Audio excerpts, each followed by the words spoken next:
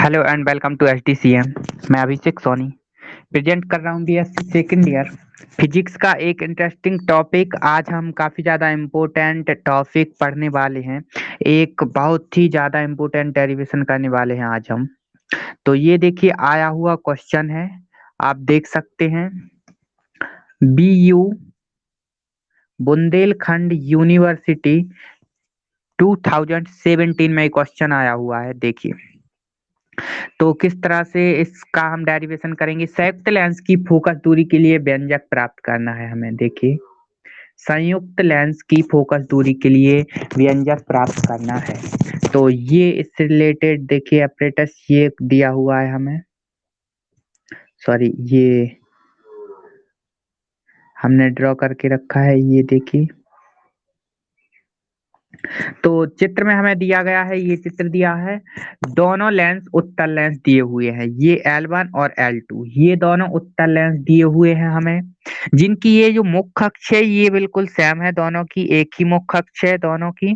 ये देखिए ये वाली लाइन, और इनकी फोकस दूरी जो L1 लेंस है इसकी फोकस दूरी जो दी हुई है हमें, ये वाला जो L1 लेंस है इसकी फोकस दूरी F1 और L2 की फोकस दूरी दी हुई है F2, ये जो लेंस है L2। और दोनों वायु में एक दूसरे के संपर्क में रखे हुए हैं। अब देखिए L1 से U दूरी पर कोई एक ऑब्जेक्ट O रखा हुआ है। ये देखिए L1 से ये जो डिस्टेंस U है, इस U डिस्टेंस पर ये कोई एक ऑब्जेक्ट O रखा हुआ है। यदि प्रतिबिंब I डैश की लंबाई, ये जो जिसका ये जो L1 से वस्तु O रखी हुई है इसका प्रतिबिंब बनता है यहाँ पर I डैश पर। देखिए कब, जब L2 ना हो। अगर L2 ना हो यहाँ पे तो इस कंडीशन में ये जो L2 पीछे वाला लेंस है, ये वाला लेंस अभी नहीं है, हम मान लेते हैं इसको गायब कर देते हैं। ये वाला लेंस नहीं है मान लेते हैं। तो इस वाले लेंस से जो प्रतिबिंब बनेगा, ये देखिए लेंस L1 से जो प्रतिबिंब बनता है इस वस्तु का, ये जो ऑब्जेक्ट रखा हुआ है यहाँ, वो डायरेक्टली I डैश पर यहाँ बनता है। देखिए यहाँ पर इसका प्रतिबिंब बनता है अगर ये लेंस L2 ना हो तो। अब क्या होता है, यदि I डैश जो प्रतिबिंब है वो लेंस L1 से V डैश डिस्टेंस पर है, ये देखिए I डैश लेंस L1 से V डैश डिस्टेंस पर है, ये देखिए V डैश डिस्टेंस पर है, तो ये हो जाएगी प्रतिबिंब की दूरी V डैश, और ये U हो जाएगी वस्तु की दूरी। तो लेंस के सूत्र से क्या होता है, 1/f इक्वल्स टू प्रतिबिंब की दूरी 1/v माइनस वस्तु की दूरी 1/u। यही होता है फॉर्मूला लेंस के लिए फोकस दूरी का, 1/f equals to 1/v minus 1/u। प्रतिबिंब की दूरी माइनस वस्तु की दूरी, और यहाँ पे प्रतिबिंब की दूरी v की जगह दी हुई है v डैश, तो v डैश लिख दिया। तो इसको मान लेते हैं इक्वेशन नंबर 1। आगे क्या करेंगे, देखिए इक्वेशन नंबर 1 माना। अब यदि प्रतिबिंब I डैश दूसरे लेंस के लिए, ये देखिए जो प्रतिबिंब I डैश है यहाँ पे, ये प्रतिबिंब I डैश जो दे रखा है, ये देखिए यहाँ पे I डैश पर कोई प्रतिबिंब बन रहा है। अब अगर ये वाला प्रतिबिंब ये जो लेंस L2 रखा हुआ है यहाँ, इसके लिए वस्तु का काम करे, जो L2 रखा हुआ है इसके लिए अगर ये प्रतिबिंब जो फर्स्ट वाले लेंस से प्रतिबिंब बना I डैश, ये सेकंड वाले लेंस के लिए अगर वस्तु का काम करे तब क्या होगा। देखिए L2 के लिए कोई एक आभासी वस्तु का कार्य करता है अगर ये प्रतिबिंब, तो L2 से I डैश का प्रतिबिंब अब I पर बन जाता है। ये देखिए अगर ये वस्तु का काम करे इस सेकंड वाले लेंस के लिए, ये जो लेंस यहाँ पे दिया हुआ है इस लेंस के लिए अगर ये प्रतिबिंब जो फर्स्ट वाले लेंस से इसका प्रतिबिंब यहाँ I डैश पर बना, ये इसके लिए वस्तु का काम करे, तब देखिए यहाँ से इसका प्रतिबिंब यहाँ I पर बनता है।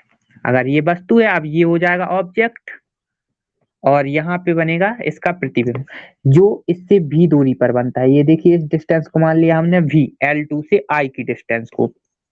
तो इस वाली कंडीशन में ये हो जाएगी इसकी प्रतिबिंब की दूरी, और ये हो जाएगी, सॉरी ये हो जाएगी, हाँ ये इसकी हो जाएगी प्रतिबिंब की दूरी, और ये v डैश हो जाएगी वस्तु की दूरी।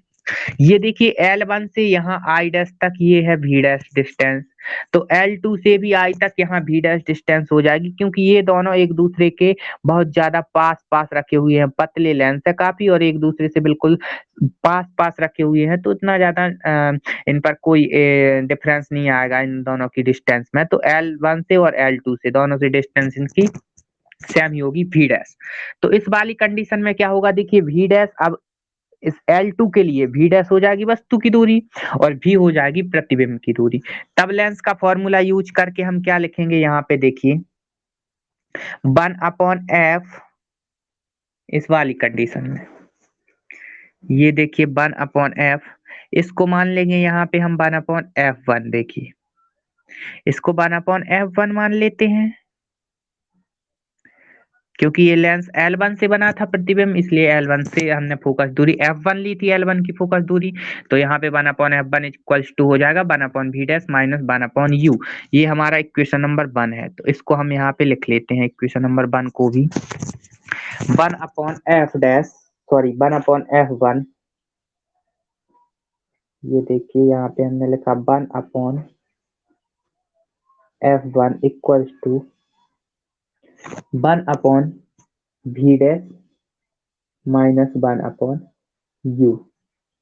ये हमारी इक्वेशन नंबर 1 है।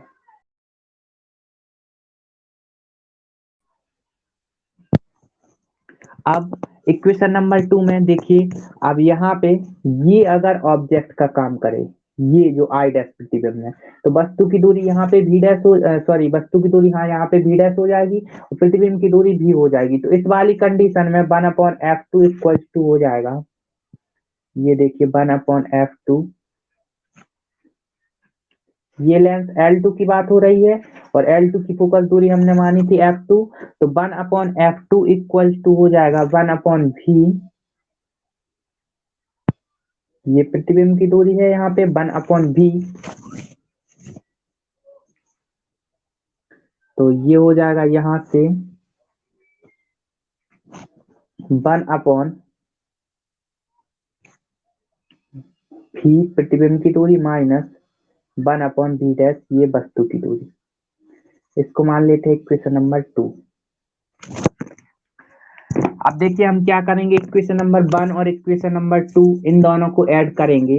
तो इन दोनों को जब हम ऐड करेंगे तो देखिए क्या हो जाएगा, ये दोनों जुड़ जाएंगे 1/f1 प्लस 1/f2, इस साइड वाले जुड़ जाएंगे, तो ये हो जाएगा 1/f1 प्लस 1/f2, तो इसको यहाँ लिख लेंगे 1/f1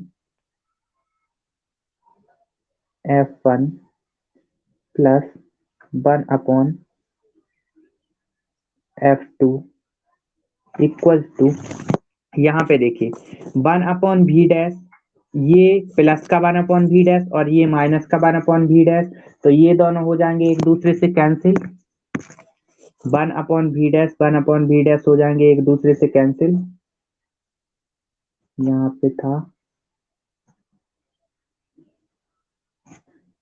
1/v डैश, ये देखिए ये दोनों एक दूसरे से कैंसिल आउट हो जाएंगे,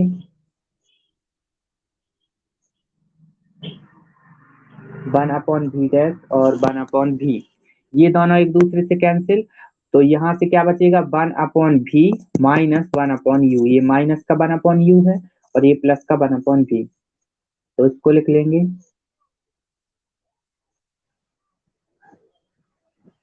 equals to 1/v minus 1/u, 1/v minus 1/u, ये इतना हो जाएगा। तो 1/f1 plus 1/f2 equals to हो गया 1/v माइनस 1/u।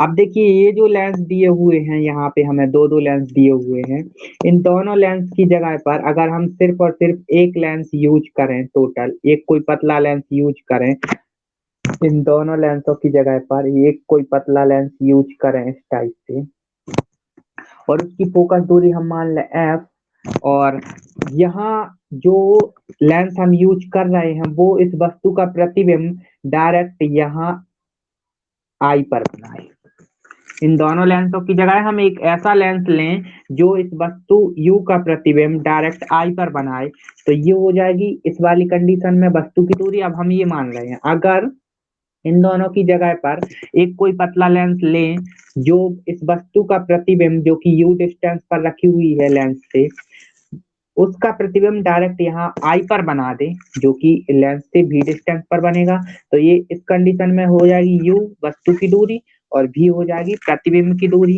और इस वाले लेंस की अब हम फोकस दूरी अगर कैपिटल F मान लें, तो अब क्या होगा लेंस के फॉर्मूले से 1/f इक्वल्स टू, यदि क्या कर दिया जाए दोनों की जगह पर एक पतला लेंस रख दिया जाए जो कि U का जो O का जो प्रतिबिंब है वस्तु की डिस्टेंस U है यहाँ से, इस O ऑब्जेक्ट O का प्रतिबिंब डायरेक्ट I पर बनाए, तो वस्तु की दूरी U और यहाँ पे प्रतिबिंब की दूरी V, तो इस वाली कंडीशन में हो जाएगा 1/f is equal to 1/v minus 1/u।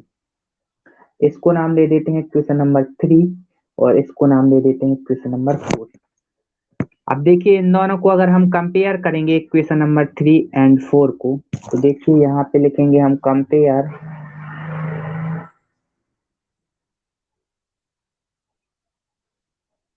Equation number 3 and 4। तो इन दोनों को जैसे ही हम कंपेयर करेंगे तो क्या निकल के आएगा, आप देख सकते हैं। ये देखिए इस साइड वाले सेम है, इक्वल हैं दोनों, तो ये दोनों एक दूसरे के बराबर हो जाएंगे, तो 1/f इक्वल्स टू निकल के आ जाएगा 1/F equals to 1/f1 plus 1/f2। तो यही होती है संयुक्त लेंस की फोकस दूरी 1/F equals to 1/f1 plus 1/f2, संयुक्त लेंस की फोकस दूरी। तो इस वाले फॉर्मूले से हम संयुक्त लेंस की फोकस दूरी कैपिटल F की गणना कर सकते हैं, कैपिटल F आप कैलकुलेट कर सकते हैं। तो ये डेरिवेशन आया हुआ है 2017 में बुंदेलखंड यूनिवर्सिटी।